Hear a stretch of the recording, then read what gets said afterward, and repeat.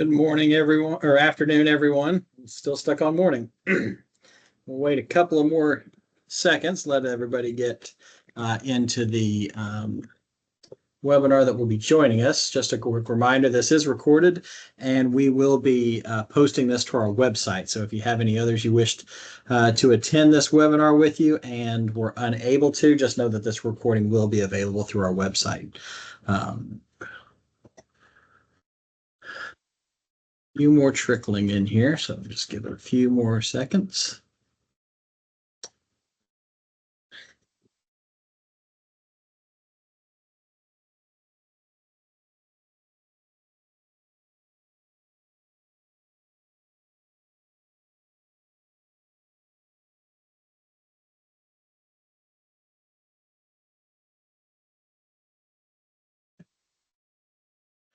All right, we'll go ahead and get started here. So again, thanks everyone for joining us for the STEM Internship Program webinar.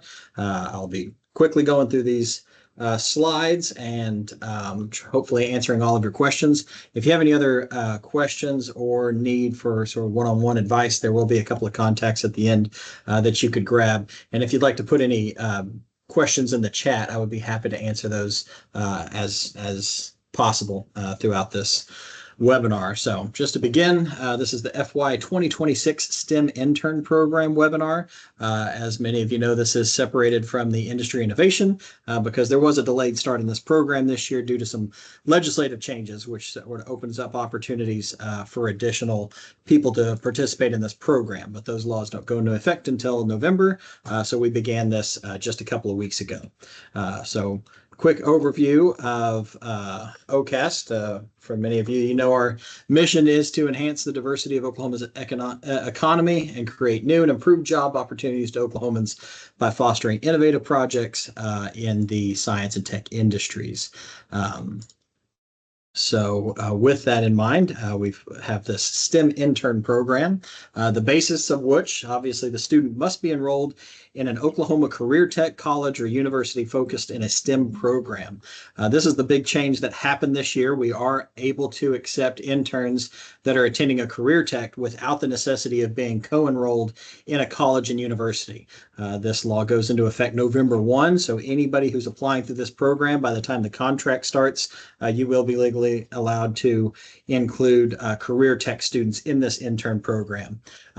Similarly, this program is only for Oklahoma-based companies. 51% of that work has to happen within Oklahoma. To be an Oklahoma-based company, you must be registered with the Secretary of State, either as a do business in Oklahoma or founded here in Oklahoma. And then you must be registered as a state vendor prior to award consideration. This is a necessity due to how the funding is actually paid out to you as an individual. Any higher education institution partners must be subcontractors. This is less important to the STEM intern program. Most of the funding here goes to your interns specifically, but if you are in any way partnering with a college or university, the individual applying for this must contract individually with the university, and you would pay them directly and would be reimbursed through this program. We won't be making out any payments directly to institutions of higher education. Just like our industry innovation program, this does require a dollar-for-dollar match of non-state funds, which we'll talk a little bit more about later. And then this is a project-based application. So both this application structure as well as the review is going to be based around the project that intern is working on. It does require that the intern have an integral part of that, and that's the main focus of this program, but the application itself is going to be built around the project specifically that they're working on. All right, so how does this program work? Again, it's very similar to our industry innovation program. This is a competitive application process. All applications received will go through a third-party review process and subject matter experts related to that project that they will be working on to assess the qualifications of those participating, as well as the viability of the project itself. Awardees will be delivered funds through a cost-reimbursable professional services contract. What that means is this is not, while this functions similar to a grant, you actually become a state contractor. That's why it's a requirement that you be registered through the state supplier portal prior to award so that we can actually issue you a contract. And you will make payments, whether it be to your intern or to other costs associated with your intern program, and then OCAST will reimburse those expenses upon invoice. But the expense will have to be taken on by the organization first, and it's all cost reimbursable. The three main areas of focus that we do for these programs is obviously the aerospace, autonomous systems and defense sector, biotechnologies and biosciences, and energy diversification.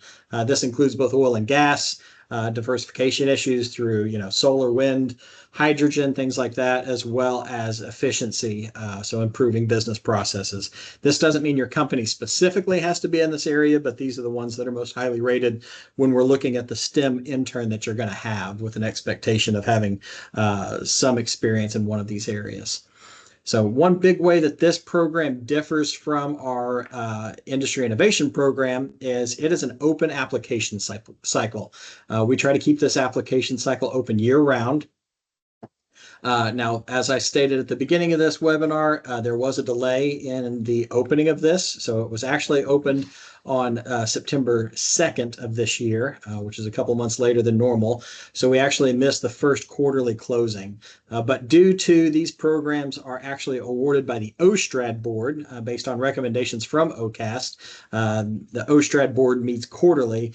We have a necessity of closing the application quarterly to collect all of the submitted applications, sends them off for that third-party review, and then present them to the board at their next scheduled meeting so that we can begin those award contracts. So at any time during the year, you can open this up and fill out an application as long as the program remains open and funded. But if your application is in before October 31st, 2025 at midnight, we will collect those. And if awarded, you will be presented at the December 9th board meeting with a tentative contract start date of January 1 of 26. And then similarly, it will close on January 31st and April 30th so that those can be reviewed and sent out to the next board meeting. Those board dates are tentative as that schedule hasn't been officially posted yet. So the STEM Intern Program, another big change this year. It's not substantial for those of you that worked this program before, but this project awards will be limited to a maximum of $30,000 for a one-year period. So you may recall that previously this intern was up to $30,000 a year for 1 or 2 years. So if you were awarded for 2 years, it would essentially getting awarded twice, and you would have two $30,000 years. We've just restricted that down to a single year, and then you would be eligible to resubmit this same intern program year after year to continue to be awarded. But just for streamlining things and for metric purposes and gathering that information, we're going to keep this down to an annual program. So if this is a long-term project that you plan on doing, just know that you could resubmit a very similar application for continued use of the STEM program in the same project, but it'll be up to $30,000 a year. That's the award amount. So along with a $30,000 match, that's the dollar for dollar match requirement, this will be a $60,000 a year project that you would be putting together. Projects must have an opportunity for interns to contribute in a meaningful way to the success of the project that you have outlined. So it can't be, just strictly data entry or sort of busy work, as we put it. We do want to see a meaningful experience for that student, and it has to provide an experience that's not available in the classroom setting. So being in a real world environment is something that's going to help build these students into a greater success for our workforce and give them those opportunities, whether it be presentations to board or CEO or writing up official reports or hands-on experience in a job practical way of something that they will be applying it to once they leave school. And then on the project itself, it is best to show that there is some sort of industry need or you're solving some sort of business problem, make it a worthwhile project that the student will be working on. And it has to be company driven and industry led. So going back again to what I said about any higher education programs, those would have to be some subcontractors to the company or the industry that it's working on. They will not be direct recipients of this program. What's required? So for those of you that filled out an industry innovation application, you'll notice that this is very similar. The first section is project information, quick outline of those pieces. So you got the project title. An abstract is a 1,000 character description of the project that's going to be working on. This will be used both to present to the board and for publication purposes. So you don't want to put any proprietary information in that section. And then the project description is a much longer, you can have several pages worth of explanation about what exactly you're trying to accomplish with your project and what that student's role would be in it.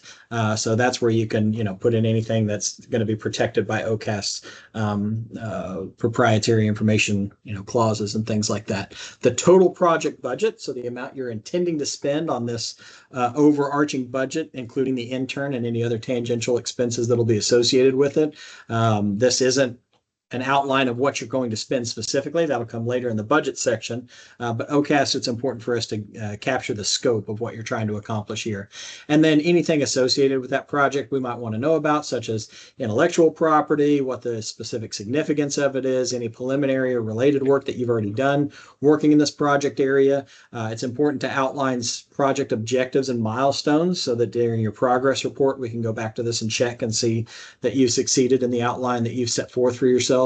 And then describe the facilities and any dedicated equipment you might be using, specifically related to those that the intern will be using itself. And then an overall picture of your project team. So the principal investigator for this program, we typically refer to them as a mentor. They must be employed by the applicant organization, and they're primarily responsible for this overarching project. So in addition to mentoring that intern, they're going to have a working knowledge of what's going on in this project and will be primarily responsible for any progress reports and things that will be reported back to OCAST. Different from the industry innovation application, instead of economic impact, we're looking at the student impact.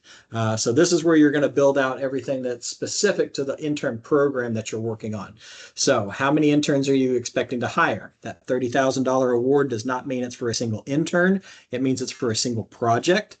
So if you're going to have 2 or 3 part-time interns, or if this is a summer program and you might have several interns being paid out of that $30,000, you can identify that here. The period dates for both the start and end. So what period do you expect these interns to be working on? Some people just do summer interns. There's several that do in line with the regular school year as well. So you might have spring interns or fall interns, or it could just follow your industry calendar and not be related to the school calendar at all. But we're trying to capture that information. What student reporting and opportunities will be available to the intern and things that they will be working on. And then we want to capture what their weekly hours required. So how full-time, part-time, how much experience are they getting on a weekly basis, as well as what you're providing them. So we do not, as an agency, provide any direct funding to students. We can't supplement their, school cost in any sort of scholarship fashion. So the general idea of this is to give those students a resource to help with their education while getting them that experience. So we do have an expectation that they're paid at an appropriate industry rate. So if you're looking for a postgraduate engineer, we know what engineers typically cost, so it would need to be comparable to something related to their experience. If your interns are predominantly undergraduates, very beginning of their college career, we still would have an expectation that this pay would be similar to someone that you would be paying doing a similar job. And then a quick box for the anticipated sources of match. So the dollar for dollar match required, what you're specifically going to be using to match that. We see a lot of people in this project might match it with the associated time that the mentor is going to put in on mentoring the student. So if your principal investigator is spending 10 hours a week on this job, that's a 25% of their 40-hour week, then that percentage of their pay could validate as a match for the funds that you're paying to the intern. It could be project-related expenses. It could be a number of other things. If you have any specific questions on that, feel free to reach out. And then the